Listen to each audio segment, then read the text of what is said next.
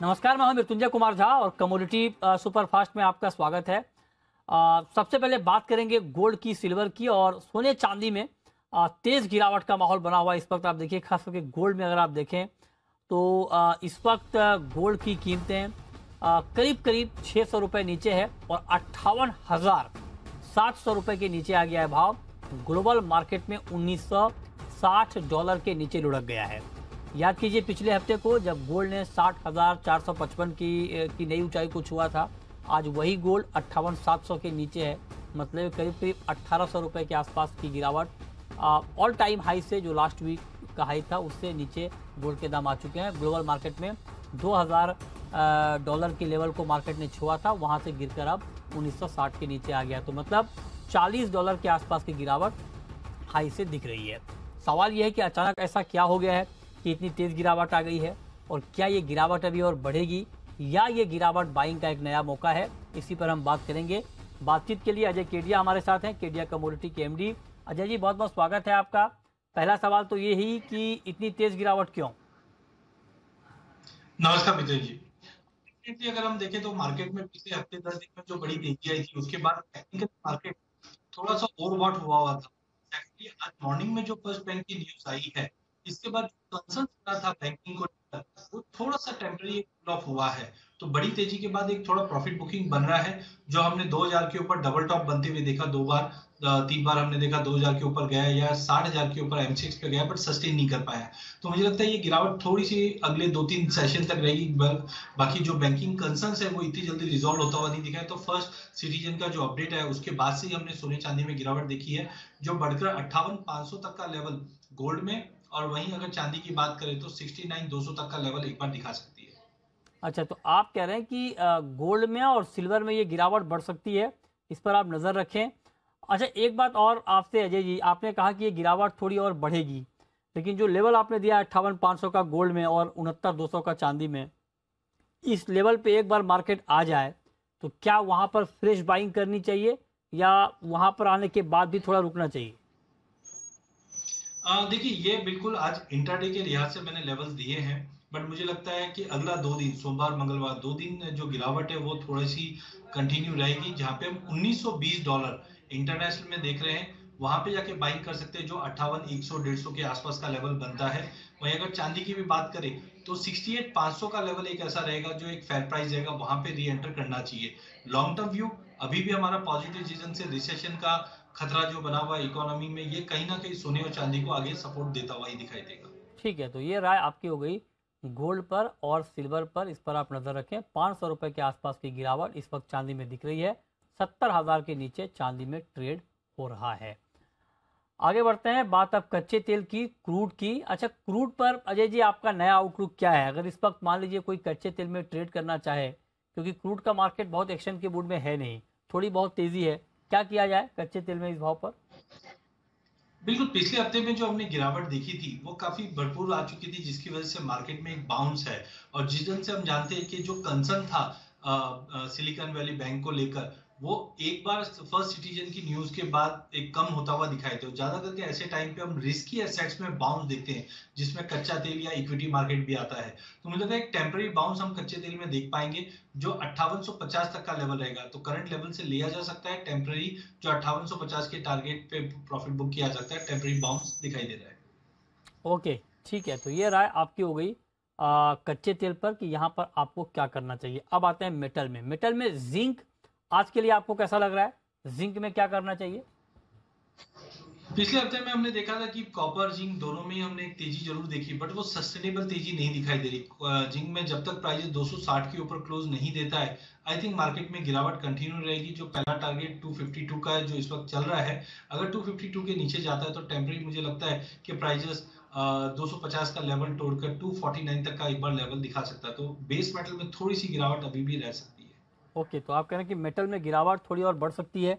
अच्छा, जीरा काफ़ी नीचे आया है। मतलब आप जो आज शुरुआती दौर में जो तेज़ी थी जीरे में, उस तेज़ी के बाद ऊपर से थोड़ा भाव नीचे आया है। और आपको लगता है कि जीरे में अभी और कमज़ोरी बाकी है और गिरावट बाकी? 225 रुपये नीचे है और शुरुआती दौर में 600-700 रुपये ऊपर थे दाम। तो मतलब हाई से आप मान के चलिए करीब करीब 800-900 रुपये दाम गिर गए हैं। तो क्या करना चाहिए जीरे में? देखिए मतलब ये जो डे में हम लोग चेंजेस देखते हैं, ये मार्केट के सेंटीमेंट्स को चेंज होते हुए देखते हैं। बट हाँ, ये हफ्ते में हम 2-3 दिन मार्केट में गिरावट इसलिए देख रहे हैं, पिछले हफ्ते जो बरसातें हुई थी जिसके चलते अराइवल्स में एक गिरावट देखी गई थी, रुकावट देखी गई थी, जिसकी वजह से ये बड़ी रैली आई थी। तो टेक्निकली मुझे लगता है थोड़ी सी गिरावट बढ़ सकती है, जो 34,000 तक का लेवल जीरा दिखा रही है, बिकॉज ये हफ्ते में अभी मौसम थोड़ा सा खुलने की कोशिश करेगा और अराइवल्स बढ़ेगी। तो टेम्परेरी मुझे लगता है कि 34,000 तक का लेवल मिल सकता है, तो बेच के चला जा सकता है। बट हम जानते हैं पाइपलाइन पूरी एम्प्टी, तो आगे जाके वापस प्राइस को सपोर्ट कर जाएगा। बट 34,000 का लेवल ये हफ्ते में हमें लगता है कि मंगलवार तक, बुधवार तक हम मैक्सिमम देख पाएंगे। ओके, 34,000 तक का लेवल आप कह रहे हैं कि मैक्सिमम यहाँ पर दिखेगा, इस पर आप नजर रखिए। अच्छा, ग्वार पर अजय जी कुछ बदला है आपका मन? क्या लगता है अभी आपको ग्वार में? देखिए गवार के फंडामेंटल में कोई मेजर चेंजेस नहीं आया। इनफैक्ट एलिनो का जो न्यूज है उसका कोई रिएक्शन हमने गवार के भाव में आते हुए नहीं देखा। टेम्पररी हम देख रहे हैं रेंज काफी एक सीमित में रह चुका है, जो 5500 के नीचे गवार जा रहा नहीं है, 5800 के ऊपर नहीं जा रहा है। रिसेशन का जो फियर बना हुआ है यूएस यूरोप, इसकी वजह से गम के एक्सपोर्ट्स को थोड़ा से मार लग सकती है, जिसकी वजह से मार्केट कंसोलिडेशन में है। तो आई थिंक ये जो कंसोलिडेशन वो कंटिन्यू रहेगा, 5600 के करीब लेके चलिए, 5750 से 5800 का एक हायर साइड रहेगा। बट दायरे में ही मार्केट अगले 2-5 दिन 10 दिन मार्केट ट्रेड करता हुआ दिखेगा। ठीक है। अच्छा, कैस्टर पर आपका व्यू क्या है? कैस्टर में क्या करना चाहिए अभी? कैस्टर में मतलब मुझे लगता है कि मार्च के फर्स्ट वीक में हमने एक अच्छी खासी गिरावट देखी, 6150 के सपोर्ट से मार्केट उठने की पूरी कोशिश करी। बट क्रॉप साइज को देखते हुए लगता है कि प्राइसेस में जो जंप आना था वो हो चुका है, अब बिकवाली वापस बढ़नी चाहिए, जिसके चलते हमें लगता है कैस्टर 6280 के करीब बेच के चलिए, 6180 का इमीडिएट टारगेट रहेगा। बट ट्रेंड सैलोन जंप का ही रहेगा। ओके। अच्छा, आज नेचुरल गैस में बड़ी तेज गिरावट का माहौल बना है। इनफैक्ट आप देखिए पिछले कुछ दिनों से लगातार नेचुरल गैस के दाम कम हो रहे हैं। तो ऐसा क्या बदल गया फंडामेंटल में कि दाम इतने गिर गए? और क्या अभी और गिरावट बाकी है या इस गिरावट पर अब कुछ बाइंग शुरू करनी चाहिए एनजी में? देखिए टेक्निकली अगर हम देखते हैं तो डेफिनेटली मार्केट काफी ज्यादा ओवर सोल्ड में दिखाई देगा, जो बार बार में कोशिश रहता है कि मार्केट में जंप आ जाए। लेकिन फंडामेंटली देखें तो पिछले 15 दिन में जो वेदर कंडीशन है वो अभी भी यूएस में फेवरेबल नहीं है। ये हफ्ते का भी जो प्रोजेक्शन आ रहा है 23 मार्च से लेकर 29 मार्च के बीच में, वहां पे कंफर्ट जोन में बताया जा रहा मॉडरेट डिमांड रहेगी, और जो वेदर भी है वो ज्यादा ठंड नहीं है, जिसकी वजह से प्राइसेस में कंटिन्यू गिरावट है। वहीं अगर इन्वेंट्री की अगर बात करें तो हमने पिछले हफ्ते में इन्वेंट्री में 72 बीसीएफ से ड्रॉ आते हुए देखा। ये हफ्ते में माना जा रहा है कि इन्वेंट्री थोड़ा बहुत और ड्रॉ में दिखा सकता है, जिसकी थोड़ा बहुत बढ़ सकता है, जिसकी वजह से ये गिरावट है। तो टाइमिंग हमें लगता है 165 160 तक का एक सपोर्ट है। बट करंट लेवल पे शॉर्ट करना सजेस्टेड नहीं रहेगा। मार्केट 165 से लेके 195 के दायरे में रहेगा। अच्छा, 165 से 195 के दायरे में रहेगा, इस पर आप नजर रखिए। 174 रुपये 50 पैसे का ताजा भाव है।